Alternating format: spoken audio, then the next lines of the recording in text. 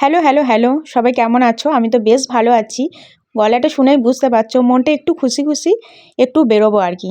তাই একদম ম্যাজিকের মতো ড্রেসগুলো চেঞ্জ করে নিচ্ছি। একটা গেট রেডি বলতে পারো। না, পুরোপুরি এটাকে গেট রেডি বলা যায় না। জাস্ট আমার ভালো লাগছিল আর মনে হলো একটু অন্যরকম কিছু ভিডিও বানাই।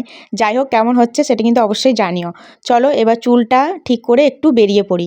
আর বেশি বকবক করার একদমই সময় নেই। কারণ বেরোতে অনেকটা দেরি হয়ে যাচ্ছিল। একদম সন্ধ্যের মুখে বেরিয়েছি। সেই বিকাল থেকে যাবো করে অনেকটাই লেট হয়ে গেল। এখনো অন্ধকার হয়নি কিন্তু আমি আকাশে চাঁদ দেখতে পাচ্ছি। যাই হোক চাঁদ দেখতে দেখতে পৌঁছে গেলাম নানুরে। হ্যাঁ খুব বেশি দূর নয়, 5 কিলোমিটার জাস্ট।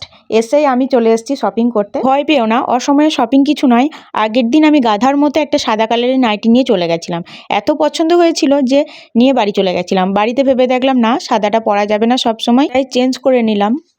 আর এখানে ঈশানের জন্য কিছু একটা দেখছিলাম কিন্তু কিছুই পছন্দ হলো না। আর যেগুলো পছন্দ হলো সেগুলো বড়, তাই ফেরত দিয়ে এটিএমে এসে কিছু টাকা তুলে নিলাম। এরপর আর একটু বাজারের ভিতর দিয়ে গেলাম, সেখানে কিছু কাজকর্ম আছে সেগুলোও সেরে নেব। প্রথমে হয়তো রেডি হওয়া দেখে অনেকজনেই ভাববে যে কোথাও বেড়াতে যাচ্ছি, কিন্তু না, নানান রকম দরকারি কাজ যখন থাকে তখনই আমরা বাড়ি থেকে বেরোই।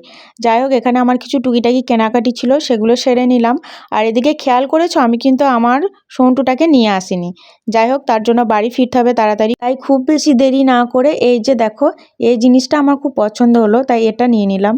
আর এগুলো কেন কেনাকাটি করলাম সেটা অবশ্যই আমার সামনের ভিডিওতে তোমাদের সঙ্গে শেয়ার করব। আর এখানে একটা ফটো ফ্রেম করাতে দেওয়া ছিল, তো সেটাই নিয়ে এরপর বাড়ি ফিরবো। যা যা দরকারি কাজ ছিল সবই হয়ে গেল, শুধুমাত্র মাঝে ঈশানের জন্য কিছু টুকিটাকি খাবার নিতে ভুলে গেলাম।